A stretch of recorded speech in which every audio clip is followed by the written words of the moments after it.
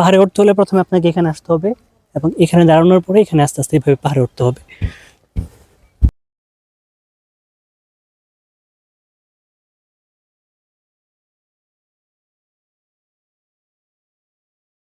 প্রিয় দর্শক, আমরা কিন্তু এখন আছে হচ্ছে মুন্সিগঞ্জের রঘুরামপুর যে এরিয়াটা রয়েছে সেখানে যে বৌদ্ধবিহার সেখানে।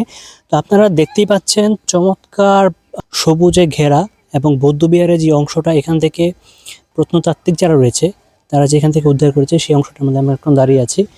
আর এ পাশে দেখতে পাচ্ছেন কোন মূর্তি কবে তারা কোন জায়গা থেকে পেয়েছে সমস্ত বিষয়গুলো এখানে সাইনবোর্ডের মাধ্যমে লেখা রয়েছে।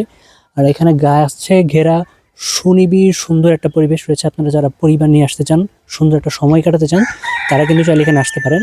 পাশাপাশি আমরা এখানে যদি একটু দেখাই যে এ পাশে কিন্তু অনেকগুলা গাছ রয়েছে এবং এই গাছের কোনটার কি নাম সেটাও কিন্তু এখানে সুস্পষ্টভাবে তারা লিখে দিয়েছে। তো আপনারা যদি চান তাহলে সেখান থেকে জেনে নিতে পারেন। এবং ওই পাশে আমরা একটা পাহাড় দেখতে পাচ্ছি। মুন্সিগঞ্জে যারা পাহাড়ের স্বাদ নিতে যান তারা কিন্তু রঘুরামপুরে এসে এই অঞ্চলটার মধ্যে যে বৌদ্ধ বিহারটা রয়েছে সেখানে আসতে পারেন এবং আসলে আপনারা পাহাড়ের একটা ফিল পাবেন।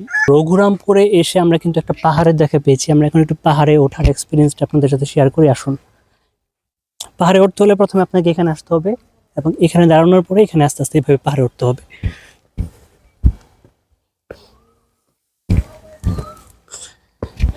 সো এই যে এখন কিন্তু আমরা পাহাড়ে চলে আসছি। তো আপনিও চলে আসেন উপরে। এই পাহাড়ের উপর থেকে আপনারা কিন্তু চারপাশের ভিউটা খুব সুন্দরভাবে এনজয় করতে পারবেন।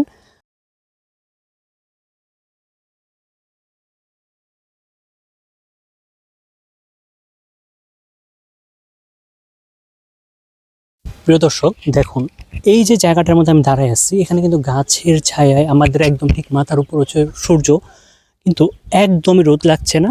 এই পাশ হচ্ছে পাহাড় এবং এইটা হচ্ছে বৌদ্ধবিহারের যে অংশটা। আর এই জায়গাটা হচ্ছে গাছ ঘেরা খুব সুন্দর একটা পরিবেশ। তো আপনারা যদি এখানে এসে ছবি তুলতে চান, যারা শাড়ি পরে কিন্তু মুন্সিগঞ্জের অনেক আপুরা চান যে ছবি তোলার মতো সুন্দর একটা জায়গা, আপনারা কিন্তু চাইলে রঘুরামপুরের এই বৌদ্ধ বিহারটাকে পছন্দ করতে পারেন। এবং এখানে অনেক গাছের সমাহার রয়েছে, যেমন দেখতে পাচ্ছেন এখানে একটা গাছ রয়েছে এবং পাশাপাশি এই জায়গার মধ্যে একটা কী গাছ সেটা দেয়া আছে। আমরা যদি একটু এদিকটা দেখাই, এই পাশটাও কিন্তু ছায়া ঘেরা খুব সুন্দর সুনিবিড় পরিবেশ এবং এখানে বিভিন্ন গাছ লাগানো আছে এবং গাছের নাম সহ কার্যকারিতা সব কিছু দেওয়া আছে। তবে প্লিজ আপনারা কেউ এখানে গাছের পাতা বা ফুল ছিঁড়ে এটার সৌন্দর্যটা নষ্ট করবেন না। এবং পাশাপাশি আমরা এদিকটা যদি একটু দেখি, এখানেও বিভিন্ন রকম গাছের সারি আমরা দেখতে পাচ্ছি। তবে এখানে একটা গাছের মধ্যে আমরা ফল দেখতে পাচ্ছি। এই ফলটার নাম হচ্ছে, আমরা একটু ফলগুলোকে দেখাই। গাছের কত চমৎকার চমৎকার ফল রয়েছে এখানে। এই ফলটার নাম হচ্ছে আঞ্জির।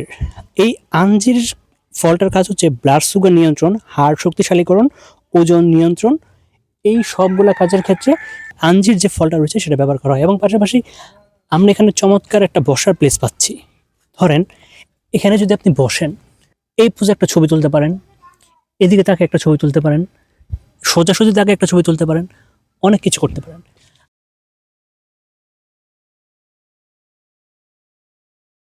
আরেকটু দেখাই, এপাশে কিন্তু ফ্যামিলি বা ফ্রেন্ডস যারা রয়েছে তাদের নিয়ে বসার মতো খুব সুন্দর একটা ব্যবস্থা রয়েছে। দেখেন এখানে বসে সবাই একসাথে, একজন দুইজন তিনজন, এখানে যদি কাউকে বসাতে চান চারজন মিলে গল্প করতে পারবেন। আর কি পারবেন দেখাই আসেন। এপাশে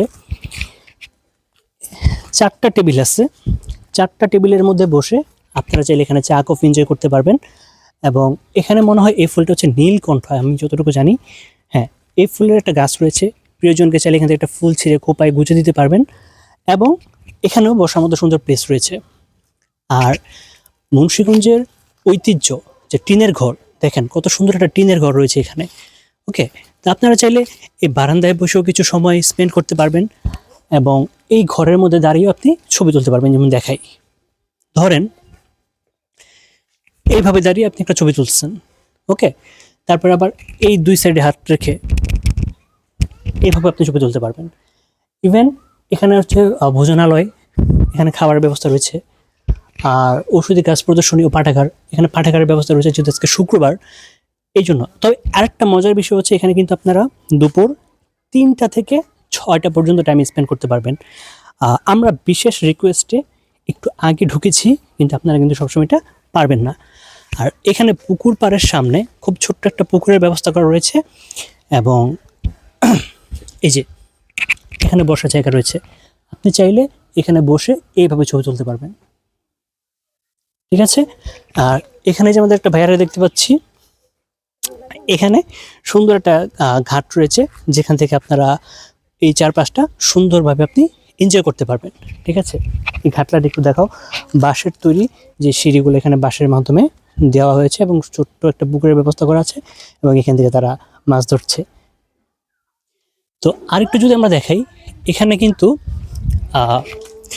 একটা সিঁড়ির মাধ্যমে উপরের থেকে পুরো ভিউটা এনজয় করার ব্যবস্থা করা হয়েছে, যদিও এটা এখন কাঁটাতারের মাধ্যমে বন্ধ করে দেওয়া হয়েছে। এবং আমরা যদি এই দিকটা একটু দেখাই, এই দিক দিয়ে আসলে সুন্দর গাছের সারি, এই সারির মধ্য দিয়ে আপনি হেঁটে যেতে পারবেন। হেঁটে হেঁটে গিয়ে এপাশে যে মূর্তিগুলো কোন জায়গা থেকে কবে উদ্ধার করা হয়েছে সেগুলোর কিন্তু একটা নিদর্শন এখানে দেয়া আছে, যে এখান থেকে আপনারা জানতে পারবেন যে কোন মূর্তিটা কবে কোন জায়গা থেকে তারা উদ্ধার করেছে।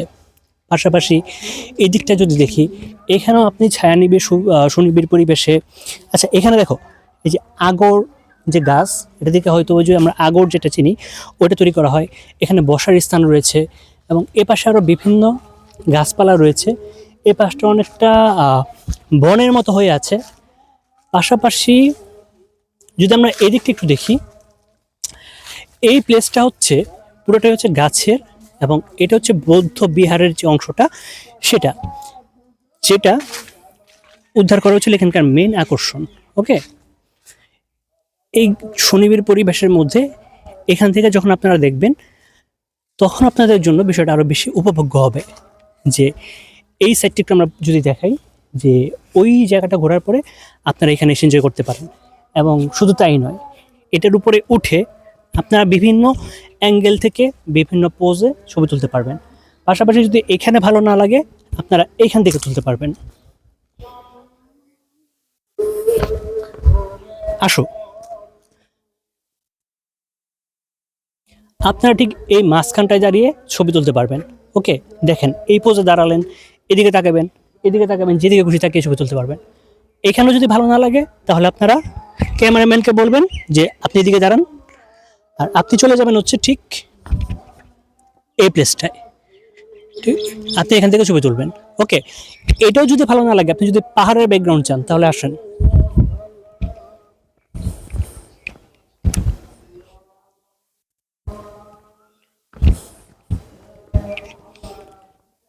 আপনি ঠিক ক্যামেরাম্যানকে বলবেন যে এখানে দাঁড়াও, আর আপনি এখানে দাঁড়াবেন। এবার এই যে পাহাড়ের ব্যাকগ্রাউন্ডটা নিয়ে ছবি তুলবেন, ঠিক আছে। মন ভরে ছবি তুলবেন, কেউ কিচ্ছু বলবে না। আর দেখছেন কত সুন্দর একটা পরিবেশ এখানে।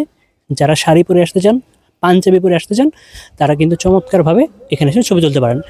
আর যদি চান একটু অ্যাস্থেটিক, তাল গাছের সাথে ছবি তুলতে, জিন ভূত আপনার ছবিতে যাতে আসতে পারে, সেজন্য এখানে তাল গাছের ব্যবস্থা করা আছে।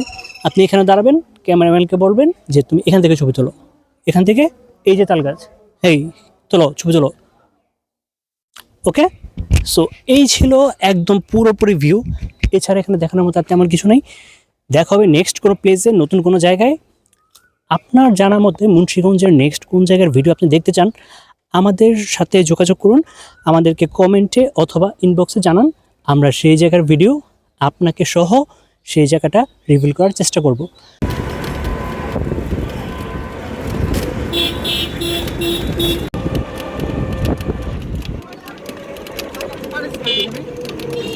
কেমন হয় যদি আপনাদের বলি, আমরা এখন মুন্সিগঞ্জের এমন একটা দিঘির সামনে দাঁড়িয়ে আছি, যেখানে আজ থেকে প্রায় 300 বছর আগে জমিদার প্রথা চালু ছিল, এবং তৎকালীন সময়ে এই অঞ্চলের যত প্রোগ্রাম হতো, বিয়ে থেকে শুরু করে সমস্ত ধরনের, এবং সেখানে যদি তারা 500 থেকে 1000 মানুষের আয়োজন করত, তখন যেই সামগ্রীগুলো তাদের প্রয়োজন ছিল সব কিছু এই দিঘি থেকেই ভেসে আসতো। সেখানে পাতিল থেকে শুরু করে রান্নার চামচ, প্লেট, গ্লাস, সমস্ত কিছু এই দিঘি থেকে অলৌকিকভাবে ভেসে আসতো। এবং তাদের প্রোগ্রাম শেষে কন্ডিশন থাকতো এরকম যে প্রোগ্রামের পরে সেই সামগ্রীগুলো তারা যেন আবার এই দিঘিতে রেখে যায়। এটা হলো সুকুবাসপুরের দিঘি। এটা হলো রামপাল ইউনিয়নের শেষ সীমানা। ওদের আগে সর্ববৃহৎ দাম ছিল, দাম মাঘ মাসের 15 দিন আইসা কি ওই তলাইতো, 15 দিন তলাইতো, 24 ঘন্টা পানি তলি থাকতো, এরপরে ভাসতো আবার। ওই দামের উপর দিয়ে আমরা হাইটটা দৌড়াদৌড়ি করে খেলছি, গুয়া মুসুরি পাতা টোকাইছি। ওই গাটলা রান্নিতে যাইয়া সিঁদুরের ফোঁটা দিয়া ওই চিহ্ন দিয়া তুইলে যে কি কি লাগবো লিস্ট করে দিয়ে এলে ওগুলা ওই গাটলা দুইটা বসা থাকতো। আবার ওটা সম্পূর্ণ পুরাই দিয়ে দিত, তো একটা কম হয়ে গেলে সেই জিনিসগুলো আর নামতো না পানি মধ্যে। ওইটা পুরাই দেওয়া পর্যন্ত নামতো পর্যন্তই নামতো না। কলকাতা হারবাল ইন্ডাস্ট্রিজে, কলকাতা হারবাল ইন্ডাস্ট্রিজে গেছি।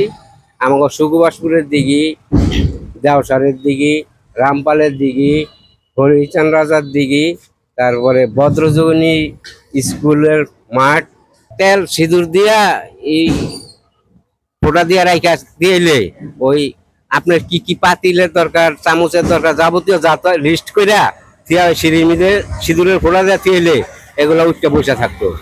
আবার ওগুলা ওই ধুয়া দেয়া পরিষ্কার করে আবার ওইখানে নামাই দিলে দিয়েলে আপনি নামে একটা কম হইলে নামতো না, উঠতো না। এবং অদ্ভুত হলেও সত্য, সেই সামগ্রীগুলো তারা এখান থেকে নিয়ে ব্যবহার করত এবং পরবর্তীতে প্রোগ্রাম শেষে আবার এখানে রেখে যেত। তাছাড়া এখানে লোকমুখে আরো বিভিন্ন রকম মিথ প্রচলিত আছে, যেমন পূর্ণিমা বা আমাবস্যার রাতে এখানে পুকুরের পাড় ঘেঁষে তার একটা গরু দেখতে পেত, যেখানে এখান থেকে ঘাস খেয়ে আবার এই নদীতে মিশে যেত। সন্ধ্যার দিকে যদি এই দিঘির পাশ দিয়ে কেউ যাতায়াত করত, সে যদি রাস্তা ভুলে যেত, তাহলে এই দিঘি থেকে গায়েবী এক ধরনের আওয়াজ এসে তাদেরকে সঠিক রাস্তা প্রদর্শন করত। এবং কেউ যদি এই দিঘির কাছাকাছি এসে কোনো নিষিদ্ধ কাজ বা যে কাজগুলো এই দিঘিকে কেন্দ্র করে করা ঠিক না, এটা যদি করত, তাহলে সে তার সঠিক রাস্তার পরিবর্তে দিঘির চারপাশে ঘুরপাক খেত। যদিও এইগুলো সমস্তটাই হচ্ছে মিথ, লোককথা প্রচলিত রয়েছে। আমাদের লোকাল সংস্কৃতি থেকে শুরু করে লোককথার সাথে এই ঐতিহ্যগুলো মিশে আছে। আমরা পাশাপাশি এখানে স্থানীয় যারা রয়েছে তারা আমাদের কিছু প্রবীণ মুরব্বী যারা রয়েছে তাদের সাথে আমরা কথা বলেছি। তাদের সাথে কথা বলে আমরা আরো কিছু বিষয় জানতে পেরেছি। যেমন এই দিঘিটি যখন খনন করা হয়েছিল প্রায় 300 থেকে 400 বছর আগে, ওই রাজ পরিবার যখন পাল বংশের যারা ছিল তারা কিন্তু হচ্ছে এই খনন কাজে খুব এক্সপার্ট ছিল। তো পাল বংশের রাজারা যখন এই দিঘিটি প্রথম খনন করে, দিঘিতে কিন্তু পানি ওঠেনি। তো পরবর্তীতে ওই পাল বংশের যে রাজা এটা খনন করে, তাকে যখন স্বপ্নে দেখানো হয় যে তোমার পরিবারের একজনকে তুমি যদি এখানে বিসর্জন দাও তাহলে এখান থেকে পানি উঠবে। তো পরবর্তীতে সে যখন এখানে বিসর্জনের জন্য নিয়ে আসে, বিসর্জন দেয়, সাথে সাথেই কিন্তু এখান থেকে পানি ওঠা শুরু হয়। এলাকার প্রবীণ যারা রয়েছে তাদের ভাষ্যমতে এবং ইতিহাস, এবং আমরা যদি একটু ইন্টারনেটের মাধ্যমে সার্চ করি, সেখানে আমরা দেখতে পাবো যে এই দিঘি থেকে এইসব জিনিস ভেসে আসার একটা তথ্য রয়েছে।